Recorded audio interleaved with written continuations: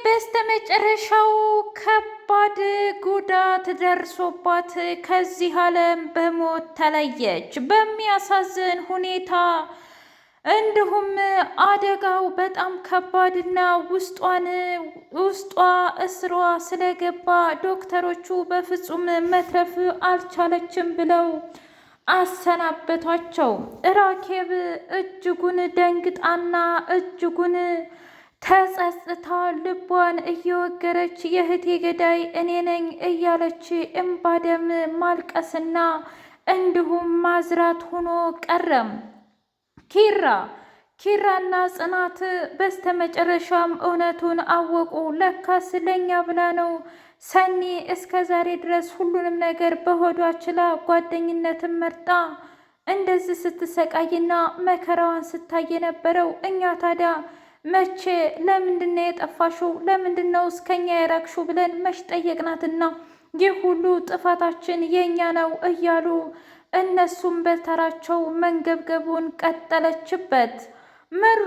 ምሩ ሰው እንደገደለች እኮ ነግራኝ ነበር። ነገር ግን በፍጹም ሰኒ እንደዚህ አይነት ነገር የምታደርግ ስላልመሰለኝና የእውነትም አድርገዋለች ብዬ ስላላመንኩ ነው እንጂ በተደጋጋሚ ብዙ ነገር ነግራኝ ነበር። ወይኔ ጉዴ! በስተመጨረሻም በቃ እንዲሆነ ማለት ነው እያለች እያለቀሰች ናሆሜ ተረጋጊ ባክሽን፣ አንቺም ደግሞ ሁለተኛ በሽተኛ እንዳትኙብኝ አልፈልግም እና ተረጋጊ እያለ አባበላት። በጣም የሚያሳዝነው ነገር ሰኒ ከዚህ ዓለም መሰናበቷና የጆከር ጉዳይ ነው። ጆከር እጁን ሊሰጥ ወደ ፖሊስ ጣቢያ እያመራ ባለበት ሰዓት ቅዱስ ሄዶ እባክህና ቶሎ በጣም ከባድ ነገር ተፈጥሯል ብሎ አለ። ምን አልገባኝም። ቆይ ሰኒ ተገኘች እንዴ? እኔ እኮ ለሰኒ ነጻነት ስል በስተመጨረሻም ነጻነታችንን ላውጅ እየሄድኩ ነው። እናም እያንዳንዱ ነገር እኔ እንዳደረግኩት እናገራለሁ፣ እሷም ደግሞ ነጻ ትወጣለች ብሎ ሲል ምን ስለምንድን ነው ነጻ መውጣት ነው የምታወራው? የእውነቴን ነው ምልህ፣ እባክህ አሁን እሷ ያለችበት ሁኔታ ጥሩ አይደለም። ስለዚህ አሁን ወደ ቤት ተመለስ ብሎ ሲለው ነገርኩህ እኮ የእውነቴን ነው ምልህ፣ ምክንያቱም እሷም ጠፍታለች እና ስለዚህ አሁን እኔ ማናለኝ ብዬ ነው ወደ እሷ የምገባው። ይልቁንስ አንድ አደራ የምትልልኝ ነገር ቢያንስ እንኳ እስር ቤት መታ እንድትጠይቅ አድርግልኝ ብሎ አለ። በጣም ልቡ ተሰብሮ እያለቀሰ ቅዱስ ነገረው። ምን? እኔ በፍጹም አላምንም፣ ሰኒማ እኔን ትታኝ አትሄድም፣ በፍጹም አታድርገውም ብሎ ሲል ነገር ግን እሷ አድርገዋለች። ዶክተሮቹ በፍጹም ይሄንን ነገር ሊያደርጉ አልቻሉም፣ እሷን ሊያክሟት አልቻሉም፣ ሊያተርፏት አልቻሉም ብሎ አለም። ሰላም ሰላም! ውድና የተከበራችሁ የትርሲቴ ሰንድቅ ሚዲያ ቤተሰቦች እንድናችሁልኝ ሁሉ ሰላም ሁሉ መልካም። እኔ እግዚአብሔር የተመሰገነ ይሁን ሰላም ነኝ፣ ደህና ነኝ። ለዚህ ቻናል አዲስ የሆናችሁ ሰብስክራይብ እያደረጋችሁ ቤተሰብ የሆኑ ነበር። ቤተሰቦች ደግሞ ስለምትከታተሉኝ እጅጉን አድርጌ አመሰግናለሁ። እጅግ አስተማሪውና አጓጊው ጽናት ድራማ እንደቀጠለ ይገኛል። በጣም ተማራና ከፍቷት ጽናት ቆይ እኔና ኪራ ግን መቼ ነው ብቻችንን የምንሆነው? መቼስ ነው ጊዜ የምናሳልፈው? እያለች ብቻዋን ስታወራ ኒና መጣችና ቆይ ምን ሆነሽ ነው? አልገባኝም ኒና ብላ ጽናት ብላ ስትል ምንም አልሆንኩም ኒና። ቆይ የእውነት እያወራሽ ያለሽው ትክክል ነው? ማለቴ ሰው ጠልተሻል ማለት ነው ወይስ ደግሞ እኔን ለመንካት ነው? እባክሽ ተይኝ።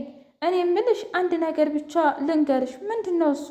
እኔ የምልሽ ነገር ቆይ ለምንድን ነው ቢያንስ እንኳ አብረሽ ምግብ የማትሰሪው? እኔ እኮ ለዚህ ሁሉ ምግብ መስራት ደከመኝ፣ ሁሌ ቤት ማጽዳት ደከመኝ። እንዴ ታዲያ ሰራተኛ ተቀጥሯል ነበር እንዴ? አንቺ ራስሽ ነሽ እንጂ አልፈልግም ብለሽ አባረርሽው።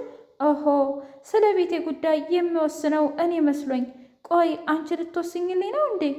እንግዲህ እኔ የክብሮምን ጉዳይ ለማውራት ስለመጣሁኝ በዛም ተናደሽ ሊሆን ይችላል። ግን እኔ የማውቃት ጽናት ለሰው ልጅ ሩህሩህና ሚስኪን ነበረች።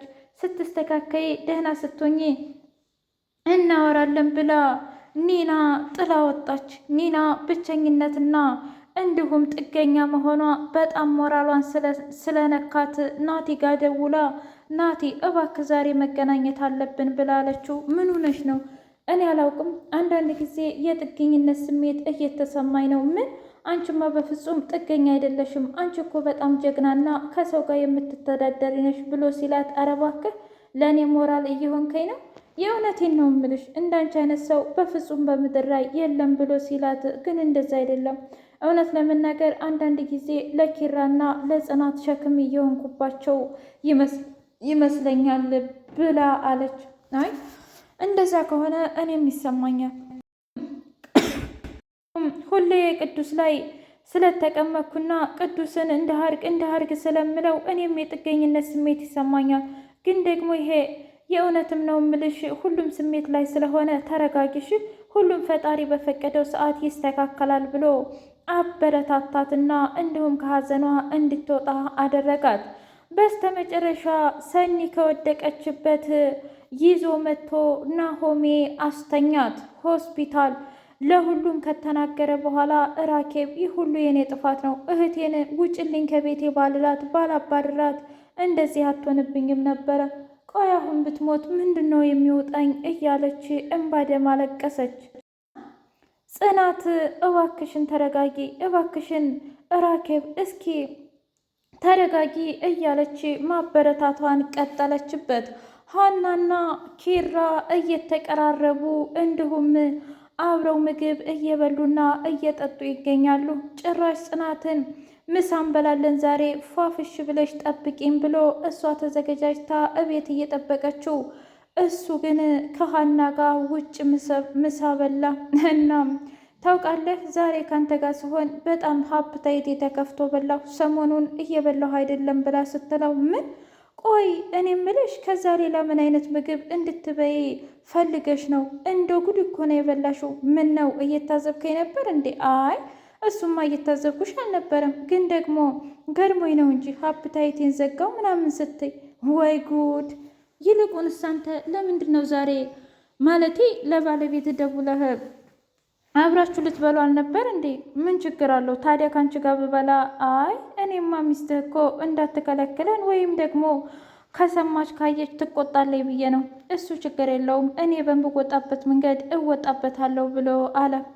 ኪያና እንዲሁም ሄኖክ እያስጨነቃት ይገኛል። እኔ ምልሽ ለምንድን ነው የማትናገሪው ግን? ምኑን? እኔን እንደዚህ ማለቴ ከሀና ጋር ስታይ ምናምን በጣም ትቀያየራለሽ ደግሞ ከእሷ ውጭ ደግሞ ሲሆን በጣም ቢስ ትሆኝና ታወሪኛለሽ። ወይስ ደግሞ አንቺ ልጅ እየወደድሽ ነው ወይስ እያፈቀርሽ?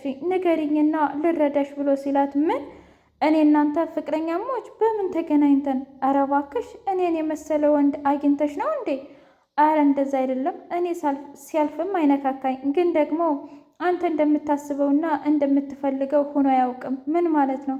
እኔ አላውቅም ግን ደግሞ ሀናን ፈልገሃት ከሆነ እኔ ላጣብስህ እችላለሁ። አታስቢ ሀናን እኔ ራሴ ከፈለግኳት እኔ ራሴ በአንድ ቀን ሙያ ነው ቁጭ የማደርጋት። እሺ ግን ደግሞ እኔ እሷ አትመቸኝም። እውነትን ነው? አዎ እንደዛ ከሆነማ ጥሩ ነው። ይህ ማለት አንድ ፈር እየቀደድክልኝ ነው ማለት ነው። እኔን ትወደኛለህ ማለት ነው ብላ ስትል፣ ምን አልሽኝ? አረ ምንም አላልኩም።